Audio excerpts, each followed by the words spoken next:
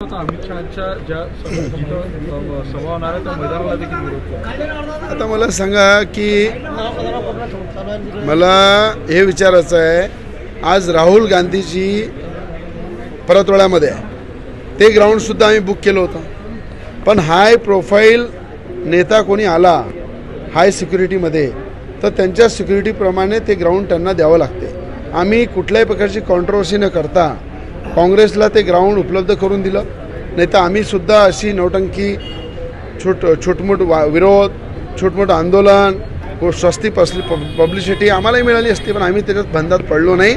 आम्हाला वाटते लोकशाहीमध्ये लोकशाही पद्धतीने लढलं पाहिजे, संविधानाचा आदर सन्मान केला पाहिजे आणि आपला जो अधिकार दिलाचा मतदानाचा त्या उद्देशानं आपण नेहमी प्रामाणिकते जनतेला काम केलं पाहिजे. त्याचबरोबर 2 दिवसाआधी आदरणीय शरद पवार साहेब आणि उद्धवजी ठाकरेंची सभा होती सांस्कृतिक भवनमध्ये, ते सुद्धा युवा स्वाभिमान पार्टीच्या कार्यकर्ता मेळाव्यासाठी बुक होतं. आम्हाला जेव्हा त्यांनी सांगितलं की शरद पवारच्या सिक्युरिटीच्या दृष्टिकोनातून आणि उद्धव ठाकरे सिक्युरिटीच्या दृष्टिकोनातून आम्हाला सांस्कृतिक भवन पाहिजे, तर आम्ही 1 मिनिटात परवानगी आमची रद्द केली. आम्ही त्याचा बबल केला नाही, आम्ही त्याचं भांडवल केलं नाही.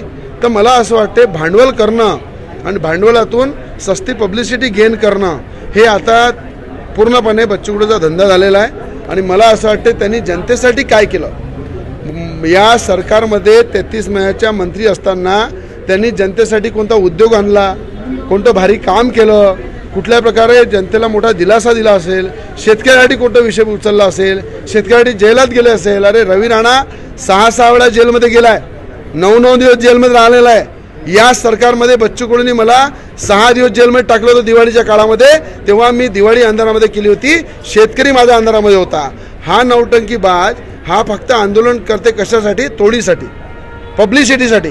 अरे आम्ही शेतकऱ्यांचे कैवारी आहे, एक हमाल माझे वडील होते, त्यांच्या घरात मी जन्म झालेला आहे आणि गरिबांचं दुःख काय असते, गरिबांचं संकट काय असते हे मला माहीत आहे. म्हणून माझं म्हणणं आहे, बच्चू कडूंनी कितीही अशी नौटंकी केली, अमरावतीची जनता तर त्याला जाणतेच, महाराष्ट्रामध्ये तो सुप्रसिद्ध आहे तोडी आणि सुपारीमध्ये आणि नौटंकीमध्ये, त्याच्यात काही वाद नाही आहे.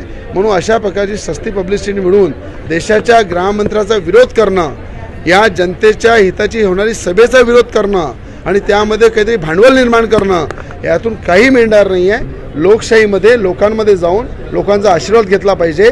दादागिरी केल्यापेक्षा, पोलिसांवर अरेकारे केल्यापेक्षा, काही लोकांना मारल्यापेक्षा, माझ्यासारख्या व्यक्तीला खलबत्त्यात कुटतो, माझा बाप काढते, मला मारण्याच्या धमक्या देते, हे सगळं जे आहे जनता पाहत आहे, हे या राजकारणामध्ये लोकशाहीमध्ये चालत नाही. कडूचं असं आहे, त्याला आरोप करणे जिभेला हाड नसते आणि हाड नसल्यामुळं ते जीभ फक्त वलवल करावं लागते, ओठ हलवा लागते. रात्रंदिवस 5 वर्ष या शरीरामधून घाम काढून गोरगरिबांना मी मदत करतो. शेतकरी आहे, शेतमजूर आहे, अपंग आहे, अंध आहे, मतिमंद आहे, कोणाचं लग्न आहे, कोणाचं शिक्षण आहे, बिमारी आहे, प्रत्येक व्यक्तीला मदत करण्याचं काम हा रवी राणा करते. गोरगरिबांची दिवाळी रवी राणा साजरी करते. आज अनेकांच्या संकटामध्ये रवी राणा त्या ठिकाणी सोबत राहते. बच्चू कडूंनी स्वतःच्या खिशामध्ये हात टाकून 1 रुपया वाटला दाखवा. अरे आज बच्चू कडूची संपत्ती एका साईडला ठेवा, रवी राणाची एका साईडला ठेवा. जर माझी संपत्ती त्यापेक्षा जास्त असेल तर मी राजकारण सोडून देईन. आज त्याचे खायचे दात वेगळे आहे, दाखवायचे दात वेगळे आहे.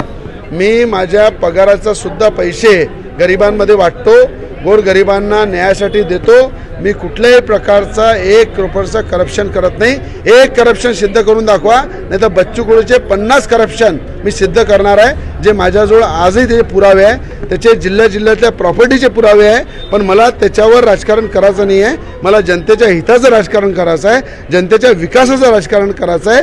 पाळापाडीचं राजकारणामध्ये विश्वास ठेवत नाही. म्हणून जनता बच्चू कडूंनी किती विचार केला असेल की नवनीत राणाला पाळायचं, पण बच्चू कडूला मी सांगतो, जिथपर्यंत अमरावतीची जनता नवनीत राणा रवी राणासोबत आहे तिथपर्यंत आमच्या केसाला कोणी धक्का लावू शकत नाही. अरे बाबा मला सांगा, हनुमान चालीसा वाचतो म्हणून एका महिलेला उद्धव ठाकरेंनी 14 दिवस जेलमध्ये टाकलं, घरामध्ये खेचून नेलं, आम्हाला लॉकअपमध्ये टाकलं, जेलमध्ये टाकलं. तेव्हा मंत्री होता बच्चू कडू, यशोमतीताई मंत्री होते, तेव्हा झोपले होते का तुम्ही? तेव्हा तुमचा कार्यकर्ते होते काय? एसीपी, कमिशनर, पोलीस हे तुमचे कार्यकर्ते होते काय? आज नियमानुसार सीपीनी कारवाई केलेली आहे, नियमाचं पालन करून केली आहे, नियमाच्या आदेशाचं पालन केलेलं आहे, कलेक्टरनी नियमानुसार कारवाई केली आहे. त्याच्यामध्ये कोणाचे कार्यकर्ते कोणी नाही आहे, कायद्याचं पालन करत आहे आणि कायदा तोडण्याचं काम बच्चू कडू करत आहे. बच्चू कडूला जे फायनान्स आहे अमरावतीमध्ये, म्हणजे पूर्णपणे उद्धव ठाकरेकडनं त्यांनी सुपारी घेतली आहे की नवनीत राणाला पाळासाठी, काँग्रेसला मदत करण्यासाठी बच्चू कडूची एक बी टीम उद्धव ठाकरेंनी तयार केली आहे आणि पूर्ण मातोश्रीवरून हा पैसा येत आहे आणि त्या ठिकाणी बच्चू कडूला सपोर्ट करत आहे. कशासाठी? बळवंत वानखेड्याला निवडून आणण्यासाठी.